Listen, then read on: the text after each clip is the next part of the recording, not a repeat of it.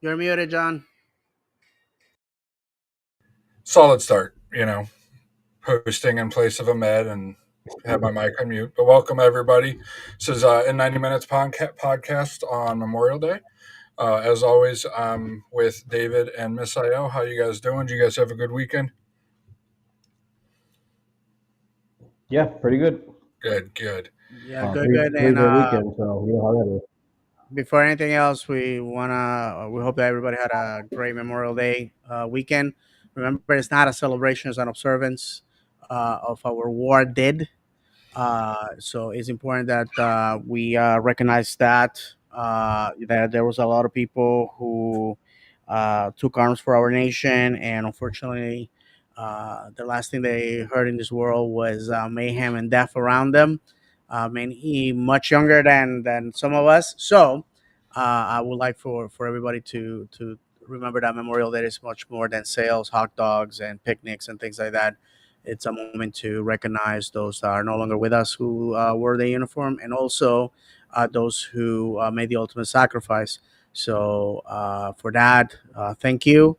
I know that my time in the service it's well appreciated and remembered, but also there was a possibility in harm's way that I will have to make that ultimate sacrifice. So for that, I just want to make that recognition and that point. Obviously, we're going to talk about the football real quick, but also I want to thank Orlando City for recognizing the day. And with that, John, take over. Definitely. I mean, it's not just it includes those that died overseas, but it also includes the 22 veterans a day that because of YouTube, I can't say why they're not with us, but you guys can put two and two together. I'm sure 22 a day we lose, 22 veterans a day we lose because of PTSD. So it's also important to keep those in memory and to reach out to those, not just today, but every day, to those people that that served overseas that may be struggling, and just letting them know that you're there and there to help them as well. But yeah, on from that heavy topic to more, happy news, I guess you could say. The Pride this past, I believe it was Friday, um, had a match. They offense woke up. Barbara Banda woke up. She had a hat trick, and they beat. I don't recall the team. They won. Utah Royals. There you go. So were you able to watch the match, Miss Ayo? No, I didn't honestly. I only saw the highlights. Just like you said, she got the hat trick in the first half. And then after that, of course, more chances. Just didn't get to finish them. Utah, it looked like they buckled down, made some second half adjustments, but ultimately it just stayed 3-1. Definitely. And then, with hat trick, obviously you're going to get star of the match. I have not seen the Pride post anything about team of the week or anything for Barbara Banda, but when she's scoring goals, the team usually follows in her steps and puts away a win. So good to see that. The offense for the Pride had been struggling recently, and they, I believe they're still close to the top of the league, if not top of the league. And, they they're in third place, 5 points behind Kansas City Current. And their next match is this Saturday, Saturday, June 7th. sorry, next Saturday, June 7th, against the Houston Dash, and it's a home match, I believe, as long as the Pride does, Yes. as long as nobody else does everybody else. All right, and then on Sunday, Orlando City B played Atlanta United 2. Just wasn't Orlando City B's match.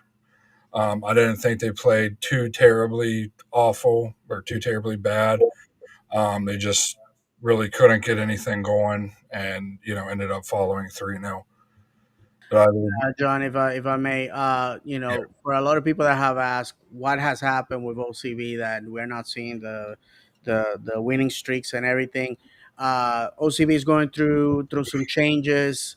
The all the talent, not all the talent, but the top talent that was in it has been mined for the first team, which is the purpose of OCB. The purpose of a reserve team is not winning, lifting trophies, is developing talent. OCB, obviously, as you will hear from us, has produced talent that is making moves and giving us a lot to talk about. So you gotta give time to the new OCB to find their footing. So yeah, unfortunately, an 0-3 defeat. This was technically a home game for Atlanta too. They had some conflict where they couldn't play at home, and the game was moved here. There was a rain delay. There was a lot of things going on, but again, I just want the fans to continue to support OCB, but to remember that while we are not this juggernaut as in years past, is because obviously we're in transition. Some of the future talented players that are expected to make the squad are still in academy. So with that said, just we gotta be patient and remember that our B squad is there to generate gameplay and game time for our future first teamers. Yep, it's like if to equate it to high school, it's like a JV squad. The JV squad isn't necessarily to win games and win tournaments. They're there to develop players to be ready for the next level, like David said. So they'll keep going. Yeah, I just watching the match. I just really felt like they were kind of unlucky a lot and just had a little bit of an off night. And then moving on, last Wednesday or this past Wednesday actually, we played in the U.S. Open Cup against Nashville. This was probably our best chance to be in the CONCACAF Champions Cup, and I don't know why this is messed. There we go. And unfortunately, we fell 3-2. Just you could tell players were tired. We had just played, on Sunday against Miami. Offensively, we looked pretty good to start. I thought, throughout the first half looked okay. Just weren't putting away our chances, but you could tell some players on defense had heavy legs and were a little slow to close down. Decent turnout, I thought, for a U.S. Open Cup match, especially since they're always on Wednesday nights. Just unfortunate. Schlegel had an own goal, and then we just couldn't. We tied it up, and then Nashville scored late to go ahead, and it was kind of, I don't know about you guys, but kind of had that feeling that once they scored that third goal, even though they were only up one, that the match was over. I mean, our right side was complete. You could tell their legs were done with Freeman and Marco. They were struggling mightily the last 15, 20 minutes of the match. But yeah, what do you guys think? How was your guys' U.S. Open Cup match day? Pretty much the same thing as you said. I mean, they just looked exhausted from Sunday. I guess Sunday they left it all out there to beat Miami, and not saying that we wouldn't be able to beat Miami, but they fought hard for that, and yeah, they just look very tired, exhausted. Where I stand on the wall, it's I just seen Brecalo the whole time. He just looked exhausted from Mm-hmm. literally from the minute the game started. He was getting smoked from that guy. I forgot the guy's name on Nashville, but he was just taking them, and even his face, just his facial expressions, he just looked exhausted. And I was just like, man, it's going to be a long night. I still thought, maybe we'd pull it off. This is obviously before all the goals and stuff. And then, like you said, it just started, going downhill from there. And I felt the same way. As soon as they got the third goal, I was like, man, that's it. I don't want to sound negative, but it just ain't looking good. Um, yeah, not much to say, man. We're out. David? Yeah, brother. Unfortunately, I was unable to make the game, and I'm glad that you guys already touched the football because I want to go on off the pitch things. I was unable to make the game. Had to work. I didn't have in my bingo card last year that I was gonna adopt a toddler and start a new job. But here we are. Um, I actually left the hospital at 7:30 on the dot and ended up watching the game online. Um, I am very proud of the boys. They gave everything they had. Like you guys said, tired. We took a gamble. We posted basically practically the same starters that we did on Sunday, and it just didn't pay off. That's basically it. Two of the Nashville goals, in my opinion, were just defensive laps that any other day we come back from them and we make sure that they don't happen. An unfortunate own goal, they just happen because that's what happens when you put the ball in the box and it ping pongs everywhere. I know that some scumbags. I'm gonna call them like that because I'm tired of people pretending that our fan base is anything but loyal.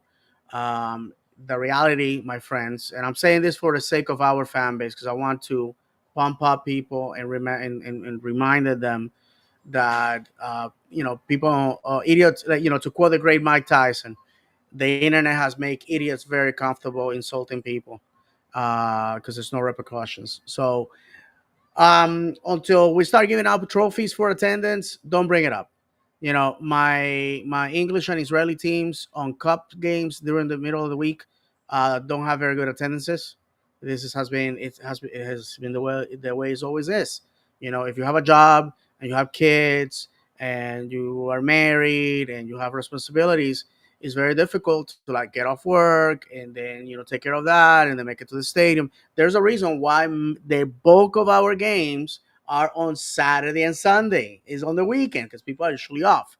Um, and for people to put the game up before everything else, to me is ridiculous. Most of our fan base is regional. If you live an hour away from Orlando plus, like many people, and I'm gonna bring people that we know that are followers of the show, that the supporters, our friend uh, uh, I'm running blank. Jim D, for example, who lives in Brevard County, um, and many others. Those guys, they live far off as is, and once again, I think that the attendance was okay. A lot of people were like, "Oh man, we fought really hard for this event for this tournament, and people abandon us." To me, I don't think so. I feel that, to be honest, that the main problems that we had were simple, and it was we just had tire legs. They posted basically a squad that was very fresh, and and we lost. We're out of it. You cannot, winning the Open Cup is very difficult, and I think that we're oversimplifying things in the sense that it took us 9 years to win in 2022. We went on a magical run, and there was many times where we could have been out of it, and we didn't. And the John, I got your message. If I'm still laggish, let me know. And my apologies to the audience if the quality of my video and audio is bad. Um, so with that, and I will finish that way I can correct the problems on my end. Is simple, my friends.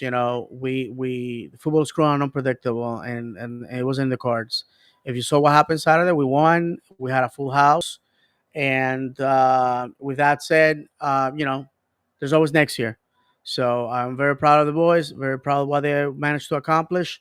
But once again, this happens all over the world, And for the people that went on online to say, "Oh, well, my team supports everything," well, maybe in your city, nothing's happening. Maybe your fans put football ahead of everything else. In Orlando, unfortunately, people have lives, and you know, we had the attendance that we had. We played to win. It wasn't in the cards. That's the end of that.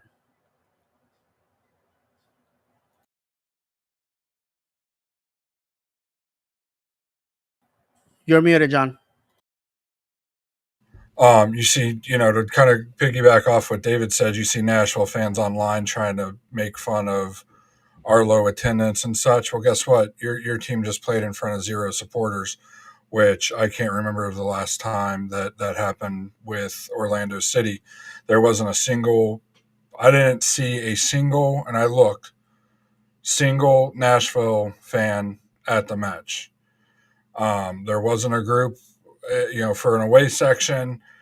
There was nothing. Same thing happened last season, where I think maybe 5 or 10 of you guys of Nashville's fans showed up to an away match. Whereas whenever we go on the road, we have a pretty solid group of attending the matches, even if they're as far away as Seattle or Portland or anywhere like that. So Nashville, cool, congratulations, you guys beat us 3-2. Maybe the fans should be there for the players on the field a little more, and then you guys can start talking. But until then, Nashville fans just need to keep their mouths shut and pay attention to their country music concerts that they go to or whatever. I honestly, other than Nashville, that's all I know Nashville for is country music and nothing else. So they don't have much to, and even that's going away from what I hear from Nashville. So yeah, moving on. Saturday we had a league match against the Portland Timbers, and we won. Solid in my opinion. First half by the boys. Dominated possession. We had, I believe, 60% possession in the first half. We, had some decent opportunities to score.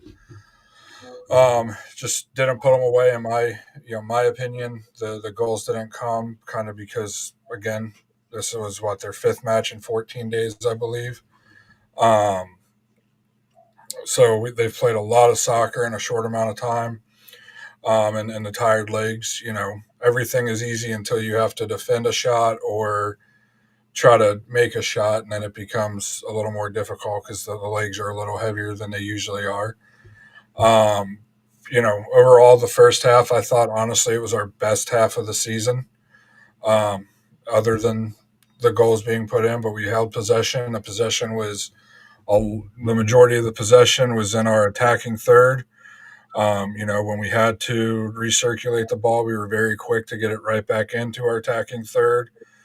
And the goal that did come, Duncan's goal that did come, which is his first of the season in league play, came from Atuesta, um, and it was a beautiful slipped in pass, and Duncan reacted to it and slotted it in. It was kind of a goal out of nothing, because it wasn't like, I think Atuesta had 2 or 3 guys on him, and he just slipped it into Duncan, and Duncan was able to had some space that he had found, and then, like I said, was able to slip it in. I was not able to reach the match or attend the match. Um, we just couldn't make it. Stuff went on with the air conditioner where we live, and other things. So we just ended up saying we're just not going to go. We got every other match. We can miss this one. Of course, killed me not being there. Really missed it. The atmosphere seemed like your regular Orlando City game, which is incredible.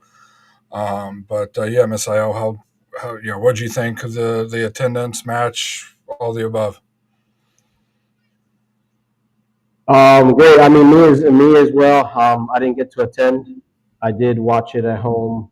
Um, I want to add that was the 12th unbeaten game in a row in MLS play for us, which ties our club record. Yep.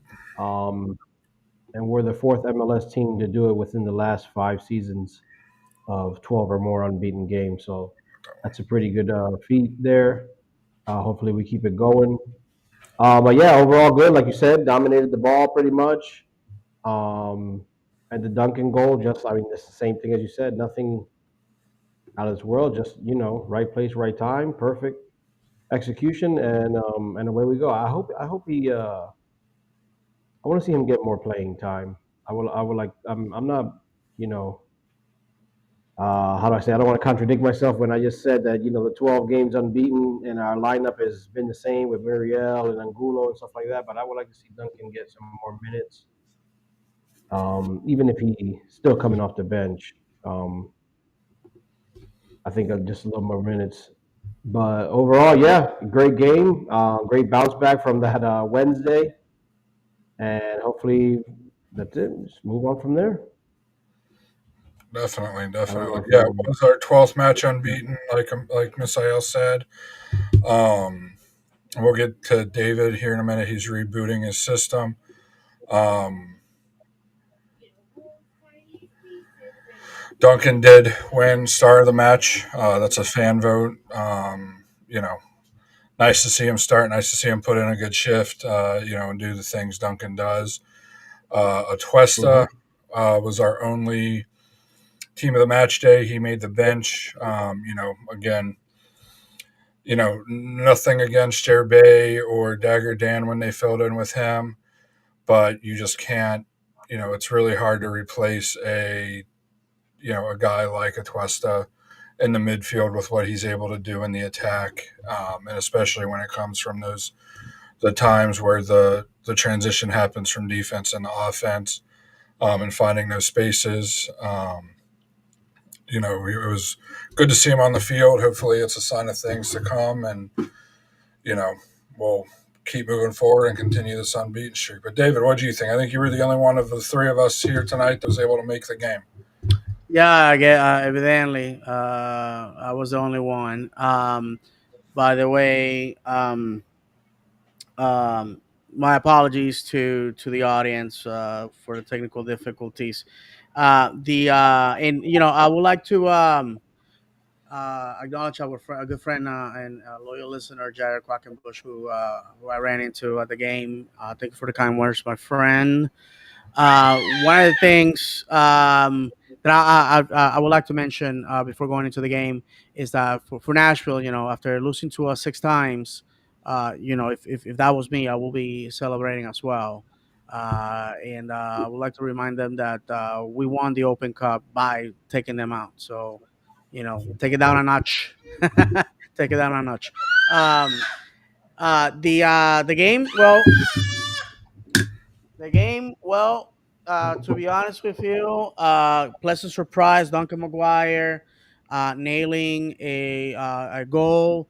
Again, we did not look as festive as we were a week ago. The games are starting to pile up. We're basically playing 2 games a week, so mid June, pretty much. So this is gonna be a very hard part of the season that's gonna be testing our tempo, and hopefully we're not gonna lose an edge on that. Um, good. Once again, game on Saturday, pack house for those people that say, well, there's more people at high school games than this, whatever. Moving on. We did very well. Scored a second goal that unfortunately was notch offside. It was offside. I mean, no doubts about that when I got home and watched it. I just think, excuse me, I just think that our team is doing things that I'm excited about. We're counter attacking as if we were playing in a basketball court, so that's a positive. The other one is we're seeing talent come out of the bench. In years past, as you may remember, our starters were not available, and we were either tying that game or losing or whatnot. And we're scoring goals. One of the arguments that I made to the people that are basically, well, see, Poppy, you were wrong, is that they still make Oscar as unchanging. That this person did not go through a transformation. This person did not evolve. Our manager went from a defensively conservative manager where attack was enough to just get the goal and defend for dear life that result, to a manager that now likes to takes chances, play out wide, score multiple goals, and still having that conservative defensive posture. So to me, Oscar has evolved, has changed, and that's a positive. And we're fun to watch. I don't know about you guys. I like to be entertained. That's why I watch football. Otherwise, I could watch paint dry, because that will be just as exciting as seeing 22 men kick a ball around. Our team is developing into something exciting, to the point where people outside of the league are already looking at our players. And we have said before that MLS is not a destination, that never fall in love with players. I personally never put names on the back of my jersey, because the reason is that people are going to leave. I have come to terms with that. But the reality is that we needed the 3 points, and we got them. Timbers, they're a very good team. They came to play. They were playing to win the game. I'm not gonna take anything away from our opposition. Unfortunate for them that the ball did not go in. Pedro was on point. Our defensive back was, not tonight, not in our house. And it very well could have ended up 0-0, but we exploited a mistake they made, and we made them pay for that. So with that, I'm very happy that we are where we are on the table. We're fourth right now, climbing the table. I expect us this week, as we're going to talk about it, to nail more points, because if we get 6 points this week, then we can start talking about, with serious contention, about the supporter shield, about making playoffs, about winning the whole thing, as we deserve to, after 11 seasons. So with that, obviously, unfortunately, I did not catch what the guys were talking about, but I'm pretty sure that they will agree with me at the fact that we have to continue to win at home. We did just that. We're on a tear. We haven't lost in the league, and that's something that we need to keep in mind as we are walking into what used to be the summer of sadness, and also the European windows opening. And for the looks of it, some teams are already throwing the hook at some of our players. So, David, it's funny you brought up Poppy kind of transitioning into, changing his style, because I was thinking about that Saturday while watching the match and thinking back to the players that we had in previous seasons. And, I wonder if that attributes to kind of the type of players we had. And I'm not saying, obviously we had a lot of success while he was here. He had a lot of personal success. But you look at the difference between a player like Marco Pasalic and Facundo Torres. Facundo, it seemed that, and maybe he was told to do it. I don't know if it was something that he just naturally did. It seemed like he was almost fearful to take players on one on one, and his immediate instinct was to pass it backwards if there was somebody standing in between him and his goal, and, in his attacking goal. Whereas with Marco, and I said it before the season started, Marco is the exact type of player that this club needed on the right side. That's willing to take players on almost to a fault. So do you think it's something that is, Poppy's change because he had to in order to keep up with the league, or if it's something because of the change in players, or do you think it's a combination of both? What do you think about that, David? Yeah, no, I'm gonna have to say is, as we get better, and as our transfer purse gets bigger, which I'm gonna digress for a second. One of the advantages of winning Open Cup is the $1 million prize gets added to your transfer purse. So just food for thought. If you win MLS Cup, the same thing. The prize money gets added to the transfer purse, and then we can make bigger and better signings. Not to take away from Facundo Torres, I'm a firm believer that for every season there's a leader for that moment, and when we accomplish those goals, we like take step by steps, with steps to move in the right direction. In fact, before the show, I was watching the new season of Welcome to Wrexham, which I'm very interested in because it was the season when they were in League One, playing against Stevenage. By the way, we beat them home and away. So I just want to point that out. And one of the things that I love about the show is goes into the business side of the football. If you understand the business side of the football, then you understand why things happen on the pitch as they do. In fact, they invested £50 million to get out of League One. That is seven times the amount of money that Stevenage spent just to finish mid-table. So, what does that say? That you got to invest if you want to move forward. We have seen that in MLS, investing large chunks of money not necessarily gives you success. We have seen it with Miami.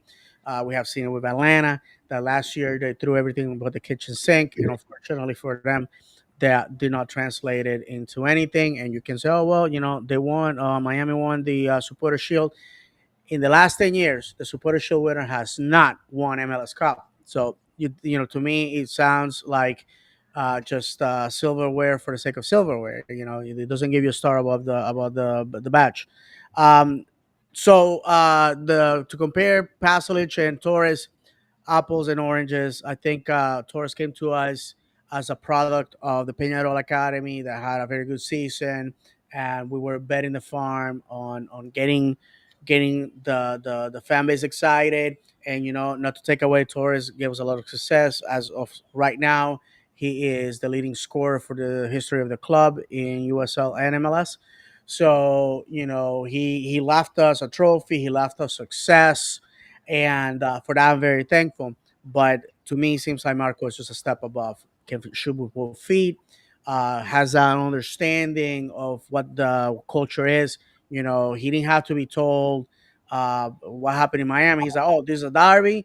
We gotta win it, because back in Croatia, this was do or die. So to me, I like a guy that doesn't need extra motivation. A guy that is not here for the paycheck. A guy that understands, I gotta give the fans what they want.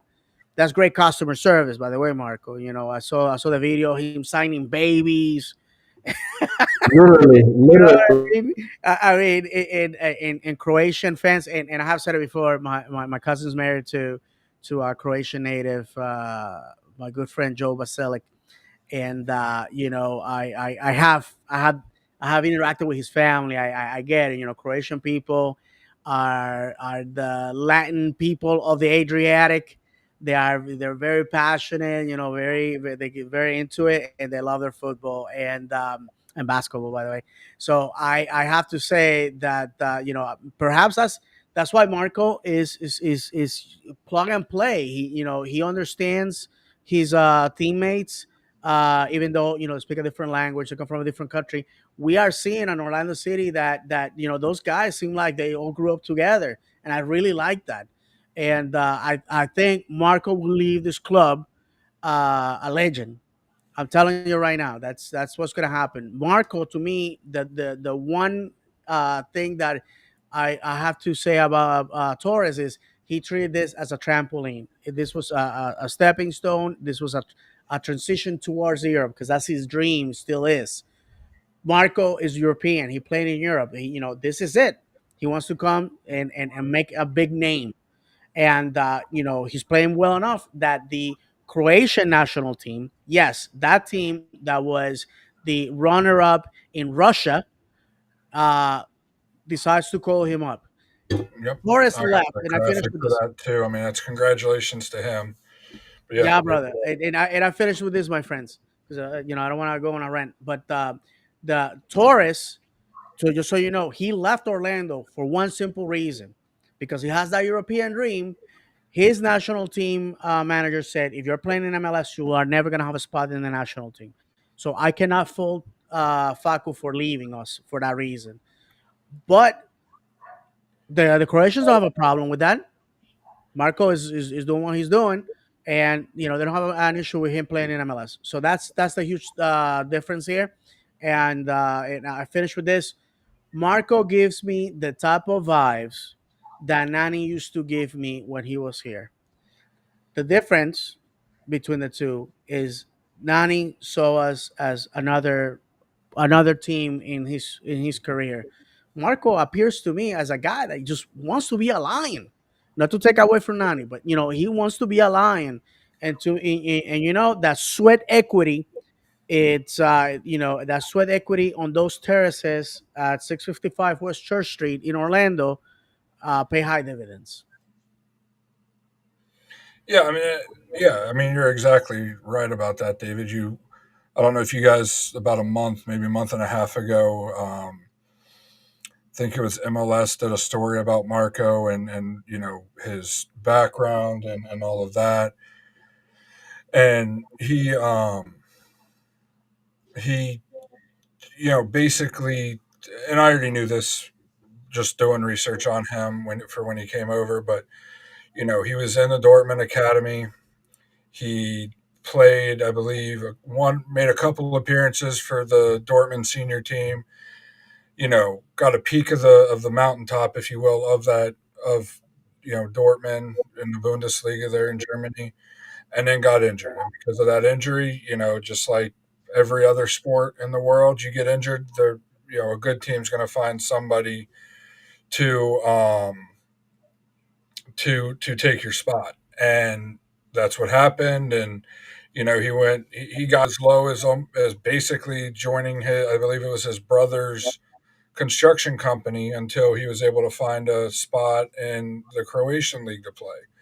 So he knows what it takes to make that mountaintop again, and playing in one of the big five leagues in Europe.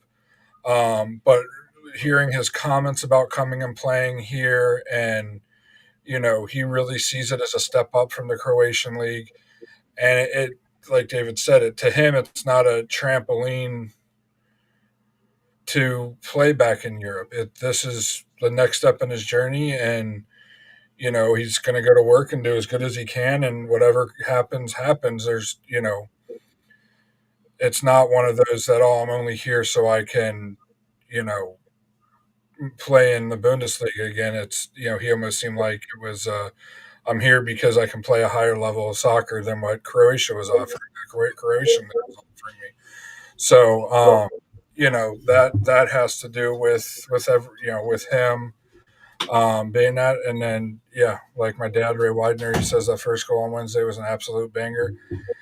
The dude just does it about every other match. It seems like just pulls a goal out of the pocket. Cocks. He called the his left foot a weapon. He cocks it back and pulls the trigger. And more likely than not, more often than not, it's a goal. That's one thing we came at. His stats showed from last year in Croatia is that the dude's a shooter, and that's really what this team needed to succeed. And I really feel, even if Alex Freeman wasn't having the breakout year he's having, I really feel like we would still be very threatening from that side, because we saw the season ticket holder match they had in the preseason. We saw it where that right side, Dagger got the start, and it was an exciting right side even without Alex Freeman there. So just privileged to be able to have a player of his quality and his background play for us as young as he is. I think he's only 26, 27 years old. Um, and to have a player of his quality, of his background at that age, in this league is very unheard of. So yeah, I mean it's a great thing. And then on that note, also we learned today that Alex Freeman. I don't have a graphic for it, but Alex Freeman. People are already shopping for him.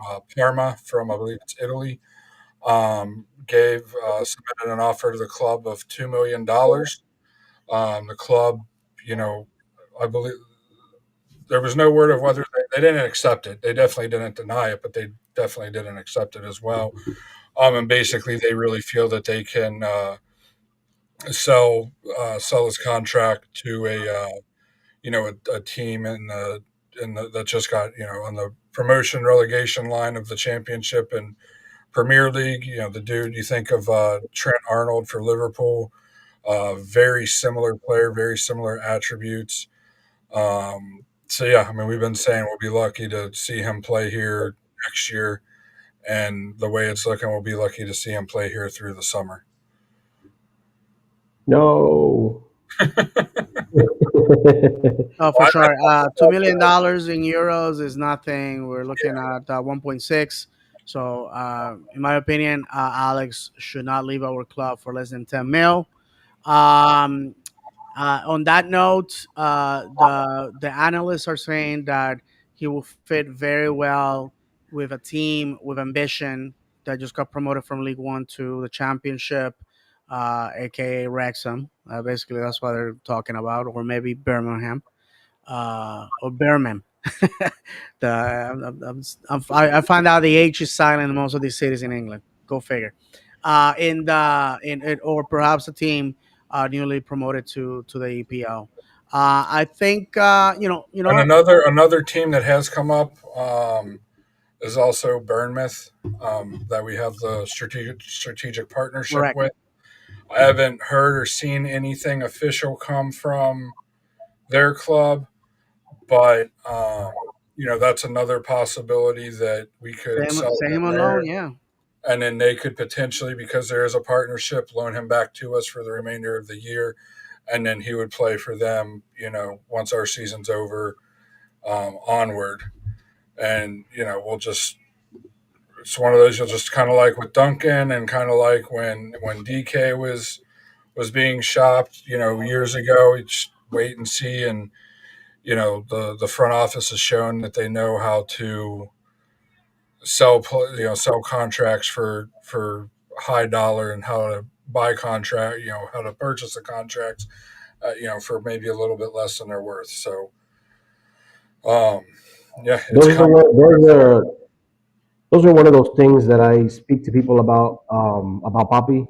Is that at the end of the day, when it's all said and done here with Poppy, whether we win a cup or not, um, the amount of players that he has helped get better, that he has brought up, and the amount that he has helped obviously achieve their dreams of going overseas and playing, and I feel like it's one of his best qualities, that he's able to uh, get the best out of these guys, and they can move on. Yes, sometimes here we get a little selfish. We don't want to see them go. We rather them stay, but it's a business, and that's how it goes. And he's very good at it. I honestly, I watch a lot of MLS, and I just don't see other teams pumping players out the way we do.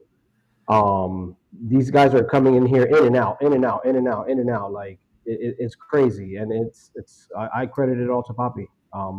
Excellent job. Yeah, and it's not in here and then out to another MLS team. It's in here and out to a team that out to another league that is probably a little more competitive than the MLS. Even though people look down on it, Brazil, their highest league is, obviously they don't have a Paris Saint Germain, but every other team in the French league I would put them up against. And it's really competitive there. You look at DK sold to the championship. The academy kid, which yes, Poppy does have a little bit to do with the academy because they teach his principles there. That we sold last year to was it Belgium, I believe. Yeah, Granados. He was in the Belgian league. Yeah. So we're and then we see what's coming up in Orlando City B with Taifi and Gusky and Ellis and Caraballo. Because that's one thing Poppy did say when he was hired on, that he wanted to help improve the academy system too. He did the same thing in Dallas, and then he came here, and it's shown that he's been very successful in building the academy and building the team, and you know it's exciting. It's a very exciting. I said it last week. Very exciting time to be an Orlando City fan because of how well our academy is doing and how well the senior team's doing. So, with that being said, we do have a match this coming Wednesday. Sorry, and one day, 21 hours and 43 minutes. Oh wow, it's 11:30. That can't be. Is it really an 11:30 p.m. game? No, That cannot be right. The no, game's it's the game's seven at thirty. 7:30. I don't know why it's saying 11:30 p.m., but it's saying the game's at 7:30 p.m. I don't know why the link says that, but it is definitely a 7:30 p.m. game That's in Atlanta. Yeah. in Atlanta. And yeah, we Atlanta finally won a match. They hadn't. I think they'd lost like 8 straight matches. Luckily, we're not going to like you said, Miss Ayel. We're not going to be the slump buster. That slump was busted on Sunday, and Atlanta's a rival of ours. I'm sure we'll have a decent contingent with it being a Wednesday game of away fans up there. I look for more of the same of what we did a couple weeks. What was that? A couple weeks, a month ago against them. We absolutely dominated the match. We won. I believe it was 3-0. 3-0, and just looking for more of the same. Yeah, one of the differences about playing them here and playing them in Atlanta is the artificial turf, of course, that mutes the bounce of the ball, makes it go slower. Also, is a wider surface. They like to run. We like to run. We like to play out wide. So this may be detrimental to us, or maybe a benefit. As the league has progressed away from artificial surfaces, we have seen basically a different MLS, and rare that our boys have to play in artificial surfaces nowadays. But this Wednesday's business. We beat them here. We gotta go up there. We gotta go beat them. Just because it will feel nice to sweep them. I believe will be the second time we do that. We gotta beat them in their house. A team that is a winning team goes and wins the games that matter to the fans, and this one matters. You have to go and create an environment in which your fans go and kind of talk trash online. It's contagious, and that permeates to the players themselves. Just like beating Miami was important to this fan base, beating Atlanta is. They are at the bottom of the table. They what they did to Cincinnati was unexpected, but once again, football's not played on paper. It's played on grass. In this case, a carpet. But we gotta go there and show them who's boss. I think for many many many years we allowed these guys to believe their own movie, and we're gonna flip the script. We have to go and win. We have to go and win. If you have to go and win. One of the things that anger me about losing the Open Cup is I already had my General Sherman meme ready to go, ready to fire up. And because by beating Nashville would have meant that we beat everybody in the South. Um, I mean, we still can in the league, but obviously, not winning Open Cup takes away some of the spice of that meme. But yeah, they look good. I watched the game. They look very good, but we are better. And we gotta remind everybody it's still the same managers, still the same players. They haven't found a mine of magic dust in breathing in it. They have the same amount of games, and they play Sunday. We play Saturday. Even though we have to travel, it's only an hour 20-minute flight, I believe, if my memory doesn't fail me.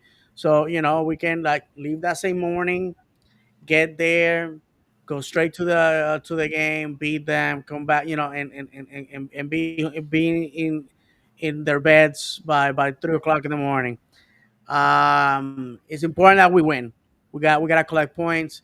and not winning to me, it will be incredible injustice because if somebody has run their mouth to Orlando City and wrote a lot of checks, is that fan base that reality came home to them, and they these are the people that were saying that their team could be European powerhouses.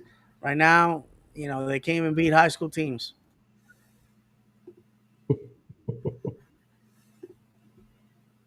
Is that a good idea for us to leave the same day? They won't be. They'll leave tomorrow. They won't leave the same day. I've never, even in Miami, they left when we flew to Miami. They left the day before. I'm shocked that we flew to Miami, bro. Yep. Oh So man, our I don't know. our next match after Wednesday is on Saturday against the Chicago Fire. We lost to them, or no, we drew them in Chicago at the beginning of the month, I think it was. Yeah, Um, May 3rd. yeah, and kind of a match. I feel like where we were trying to figure out what we were going to do with Atuesta or without Atuesta. Um, and trying to figure the midfield rotation out. It was also a match that Araujo did not play in. So I feel like the team's playing a lot better the last 3 or 4 matches, even without Atuesta in there. So we'll see what Chicago brings. Chicago is missing 2 players due to red card suspension because they do not have a Wednesday match like we do. Their biggest miss, their biggest suspension is Brian Gutierrez, and then I believe it's pronounced Jay, and then the last name Davila, somebody who comes off the bench for them um, as a center midfielder. So um, they'll be a little shorthanded. One of their most important players and Gutierrez is missing.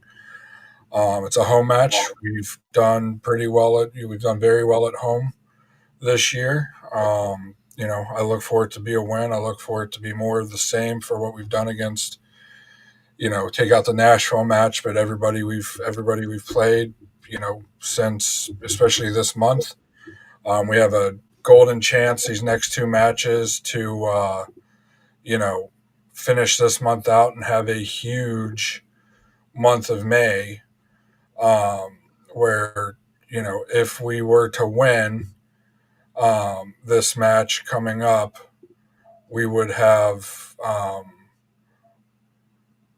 we wouldn't one it's an undefeated month, which we had in April, but then also we would have the potential of having um, 15 points. 15 points just from wins. I think I calculated it was like 17 out of 21 potential points in the league this month, which is absolutely incredible if my quick math is correct.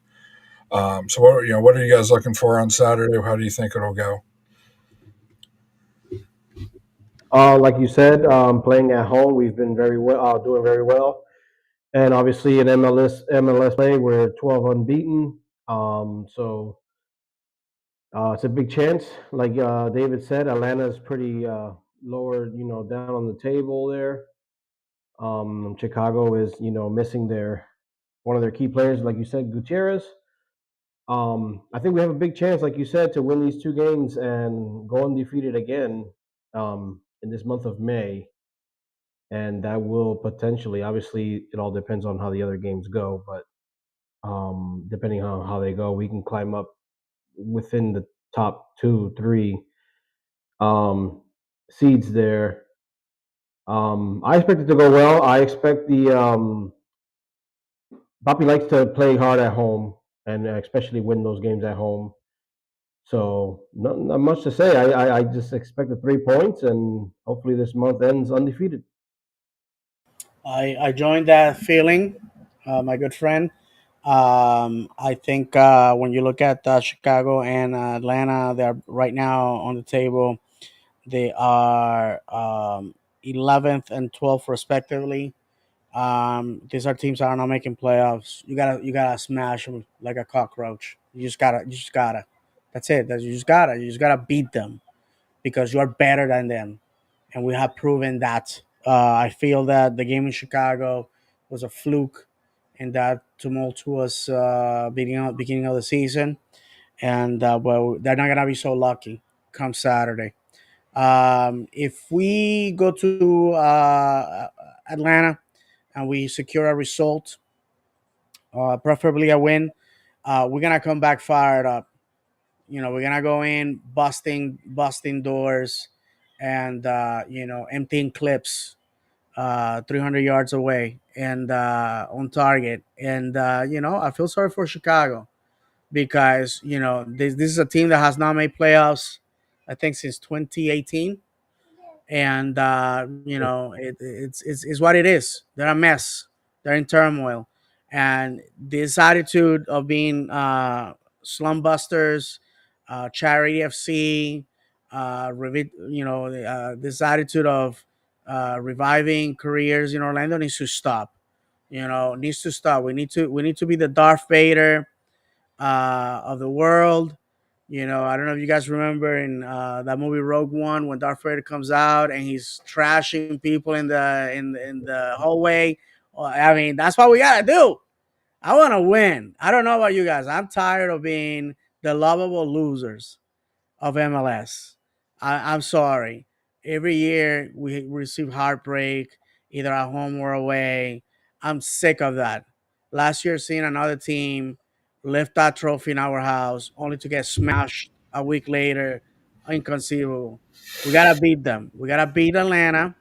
We gotta beat Atlanta simply because we owed it to ourselves, because we're built not bought.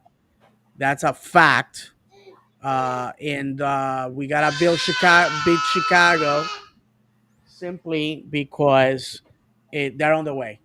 They're in the way of that championship, and we cannot be Mr. Nice Guy anymore. This has to be all business. So once again, if you're not out of town, you're not at a funeral, and you don't have to work, or you're not giving birth, 655 West Church Street, 730. Be there. My Definitely. thing, sorry, John. My thing I was only going to say about obviously I want to win against Chicago. I just don't want it to be another one of those Miami incidents where Wednesday game and it's a derby and all that, and they possibly I guess leave it all out there to beat Atlanta and then once again come back a little sluggish. I'm just hoping it's not one of those deals. I know obviously Atlanta should be an easier game than Miami was, but it's just one of those things where they're going to come at us too because they want to please their fans. But yeah, I'm just hoping it's not one of those again. Yeah, I think giving Ojeda a rest on Saturday. Yeah, he did come in and play a little bit, but giving him a rest, giving him some time off Saturday will help us. Atuesta still should be pretty, fresh since he's missed most of the schedule congestion with his injuries. Um, I do hope Poppy rotates the lineup a little bit. Maybe like Arujo, take him, put Gerbe in for him. Maybe Marco put, somebody in for him, whether it's Dagger Dan or Caraballo, however you say his last name. Caraballo. And then and then possibly filling in Freeman and putting, Dagger Dan or even maybe Kyle Smith at that right back spot to give them a little bit of a break. Um, but I think that's what really killed us in that Nashville match was not rotating the lineup. And then, by the time you get to the second half, once you take that 15-minute break, you're sitting down for probably 10 minutes of the, 5-10 minutes of that. If, that takes an effect on the body, just sitting down, then you get to realize how tired you actually are, than maybe actually skipping Mhm. halftime and playing a full 90 minutes or what have you would have done them some benefit. But moving on, yeah, like the guys said, we're right there in the Eastern Conference as the Supporter Shield. This is a look at the Eastern Conference standings. We're only 3 points behind first place. Philadelphia Union holds first place with 30. Then is FC Cincinnati with 29. Then Nashville tied with us. They technically they do have the tiebreaker because of more wins, but we have better goal differential. And I'll just round off the playoffs. Columbus is also tied with us with 27 points. Then is NYCFC with 24, Inter Miami with 23, Charlotte with 22, and New York Red Bulls with 21. Atlanta obviously is our next opponent. They only have 14 points. They're sitting in 15th. And the opponent after them is Chicago. They're sitting with 19 points and in a tie for 11th on points. The Supporter Shield, we're only 3 points back as well, with Philadelphia leading that. But I believe because of tiebreakers and such, we're actually sitting in a tie for 7th right now. Supporter Shield is Vancouver. No, it's Philadelphia. Vancouver's cooled off a little bit over the last couple weeks. I think I have the Supporter Shield picture here. Just bear with me a moment. Yeah, here's Yeah, the. I see. Oh no, you are right. Vancouver It is Vancouver. I'm sorry. It is still Yeah. Vancouver. for 4 points behind them.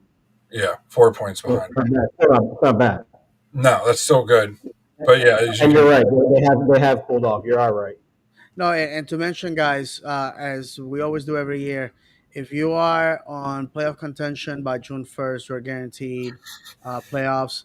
The only team that has violated what many people have said was basically a rule has been Orlando City, which last year we were not in playoff contention by June 1st. Yet we came back from somewhere. We had an incredible July and August. But those are exceptions. Those are not the rule. Right now we're sitting in fourth, so I'm more than satisfied with our performance. But to be honest with you, while I want to win every single time, obviously it's impossible. We have a very clouded schedule that will be getting very clouded come July, I believe, when we have to play Leagues Cup, a tournament that I don't care for, to be honest with you. Play the kids, if you ask me. But it's trophy, spotted champions, money for the purse. So we'll see about that. But I think if we get a win and a tie or two ties, I wouldn't cry wolf on that. I wouldn't cry about it. Of course, I want to defeat Atlanta like anything, but I think not losing these games is what's critical. That's what sets us apart from our competition. We have not lost a game in quite a while, so we keep adding points, and that's showing the difference. But to play two teams that are not in playoff contention right now, you have to beat them and beat them decisively. yep. And this is, I just looked, and actually July and August is actually a little bit, depending on how far we go in Leagues Cup, is actually a little bit easier than what we just went through the last month. Because you go through the last month, since really the whole month of May, we've had 2 home matches. Um, but after this week, we get a full 2 weeks off, actually, because we don't play on June 7th, and then our next match after the Chicago match is at Colorado on June 14th. And then we have a Wednesday match on the 25th. So we don't, the next really month plus, we only have 4 matches, with the 7th and the 21st off.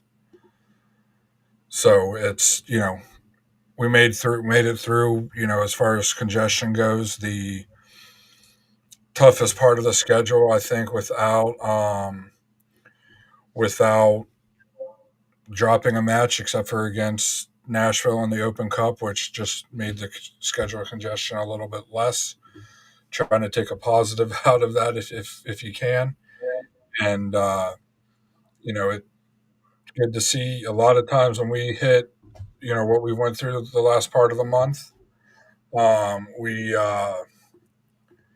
We tend to drop a lot of matches, and we've been able to avoid that and actually move up because to begin the month we were in what I believe it was ninth place after we lost to to start the, I'll just say to start what's been going on, the streak, if you will. Um, or we lost to Philadelphia 4-2 on the 22nd. Or I'm sorry, it was New York City FC. We lost 2-1 on March 8th, and I believe at that point were we in 10th place at that point. I know we were out of the playoffs after that loss, or close out of the playoffs, and we've been able just to kind of shoot up the table. The East is for it seems like the third year in a row the East is much tougher of a conference to be in than in the West, and we're sitting right there in fourth place.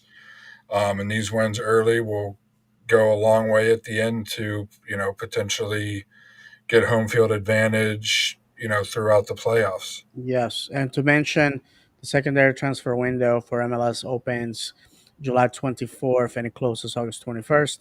Also, just to mention, that loss in New York City, I don't put too much stock into it.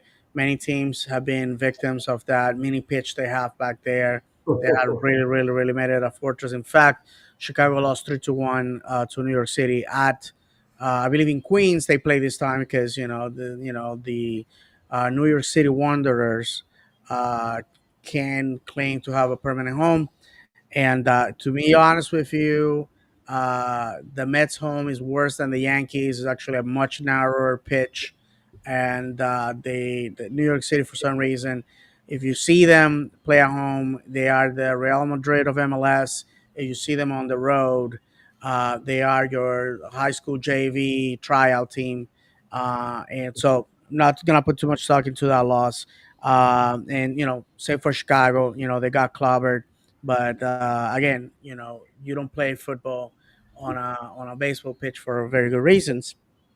So it's gonna be interesting to see what happens with these guys. Atlanta comes inspired. They've been on a skid. They're re-energized. They beat a team that is at the top of the table. But guess what? The worst thing about life is you don't get everything you want. And for them, a win over Orlando Wednesday is not going to be in the cards. Saturday, I think is super important. The fan base was re-energized. For a low-scoring game, it was very entertaining, very fast-paced. I had a great time. So I think the entertaining factors was bringing butts on cheeks or butts on seats. I should say. So there we go. So yeah. So with that, I finish and give the microphone to Misael so he can add some of his comments. Not much. I mean, the same thing you said. I know I'm jumping ahead here real quick, but since we were talking about the schedule, did you guys see August? There's 6 games and 5 of them are here at home. Yep. That should be like our best month there. Oh, and Ray says not changing my mantra for this year, just win, baby. We're gonna start printing shirts on that. On that note, I would like to remind. First of all, thank everybody that is following on social media, following us on social media, and subscribe to the YouTube channel. Want to remind everybody, for those that are on audio, the ones that are watching us can see it. You can follow us on Facebook, X, Instagram, TikTok, Twitch, Blue Sky, at the 90 Minutes Podcast, as well as on uh, YouTube.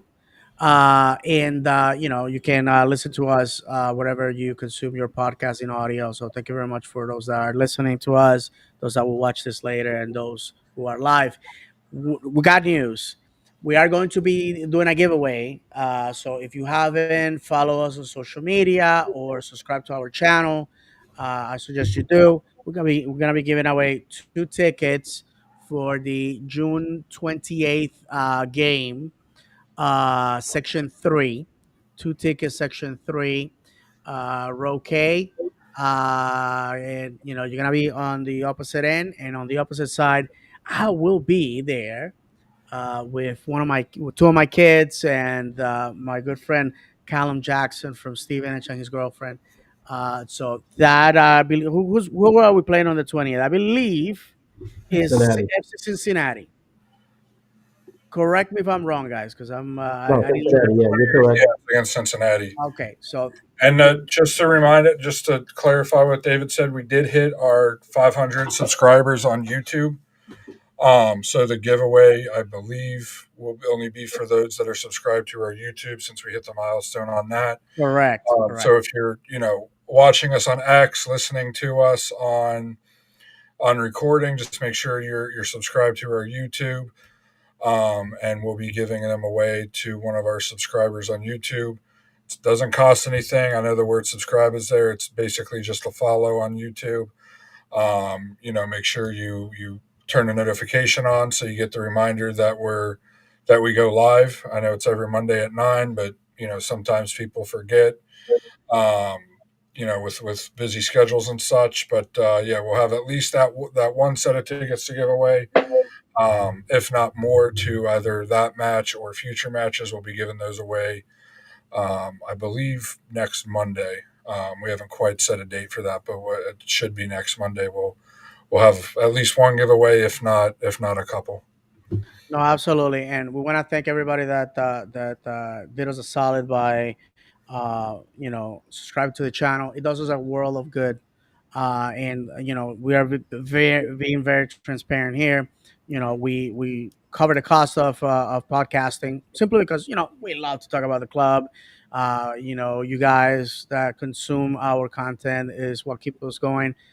God knows there's been many times where all of us want to quit, and but the kind words and encouragement from many of you is what keeps us going. Therefore, if the channel can become can be monetized, then the show can pay for itself. That's basically what we're getting into. So go ahead and do that. I believe, guys, you can correct me that we were gonna allow people another till Friday to do that, and then we were just gonna go ahead and do the draw. Again, two tickets for the June 28th game, row K, section three, if you care to know where they're going to be. So, yeah, once again, my boss is telling me I need to get off the microphone, but please join us. Yep, and And we'll be announcing the winner on the show. So, and if we know who it is, and we know you have social media, if you're not watching the show, or if you have to miss the show and you find out you're a winner next Monday, just send us a DM on one of our social medias, and we'll get those tickets over to you. So I believe that's it. Like David said, thank you. I'm gonna let you sign off, David. But thank you to everyone that tuned in, everyone that subscribed to us recently to get us over that goal. Don't forget, if you're following us, to also follow Orlando City Insider. I believe they changed their name on X to Orlando City X. I thought the club retweeted one of our tweets, and it was actually, or posts, and it was actually him or them that did that. So make sure you give them a follow. A lot of the news we absolutely. get is coming directly from them. So make sure you give them a follow as well. Busy part of the season's over. Now we go back basically to playing every Saturday. Club's in a good spot. We're currently moving right up the table like we should be, and it's exciting. Yeah, one last thing, brother. I ran into an opportunity to print out stickers for low cost. So we basically, if you follow us on Instagram or other platforms, you've probably seen the design of the little lion cub with the bucket hat, the arms crossing. Football is a pound of talent and an ounce of luck. So I'm gonna go ahead and I pull the trigger on printing 100 of those stickers. So we're gonna have to find a way to give them away. If you want one, maybe find us at the stadium, and we can definitely handle you one. We just want to do things that, and we had a lot of people that want to collaborate with us overseas and here in the states. So that have we have to thank you, the audience, because there's a lot of eyes and ears that are coming our way, simply because we're doing what we do best: be ourselves. uh, you know, talk about the club in a way that is respectful, and also that is unbiased and direct.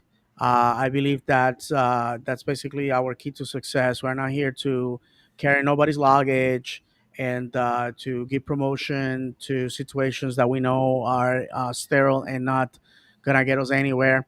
And Also, we are not here to talk about other people in a disrespectful manner. So, with that said, guys, if you have final words, I think we have said it all. Hopefully, we're going to be talking about two wins come Monday. Once again, we want to thank everybody that week after week support us, give us the words of encouragement, send us messages. A listener just sent me a message right before we came live, and I have to say that it warms my heart. When I hear people who basically say, "Hey, I've always looked forward to the show," that means a lot. I wanna thank the people that were live with us every week, and once again, thank everybody that's gonna consume this later on, either on video or audio. You are the reason why we do this, guys. Yeah, No, that was it. Like we said, we said it. Sorry. Go go ahead. ahead. No, I just wanted to say the same thing. Just thank you to everyone following and listening in, watching, and who will listen later on. Thank you, guys. Definitely. Yeah, and as far as the club goes, win Wednesday. Hopefully, honestly, I'd rather come back with a healthy squad, nobody getting injured because of that fake surface they're playing on, almost over a win, because we need a healthy squad. Um, and but obviously the win would be an added bonus. And then Saturday, if you can make it, be there at the match. The boys need us. When I talked to Colin Gusky at the Tampa match, he said how much it means to them and to him personally. Having fans at the away matches, having fans at the Orlando City B matches.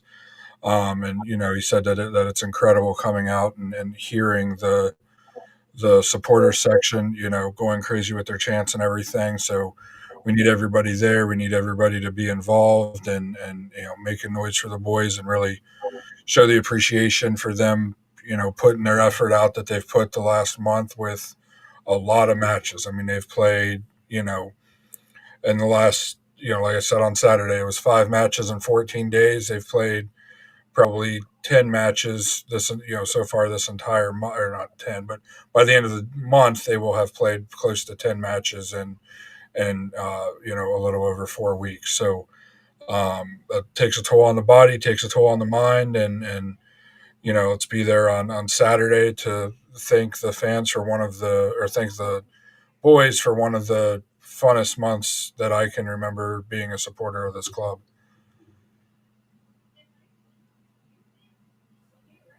Definitely. You can take it away, David. You're better at the sign off than me.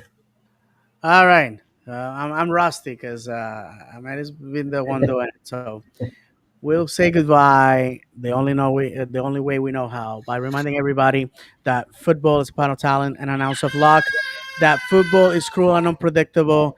Football is played on grass, not on paper. And if you haven't cried for joy or anger over football, have you real football? From myself, from John, and Misael, may God bless you. And as always, vamos, Orlando!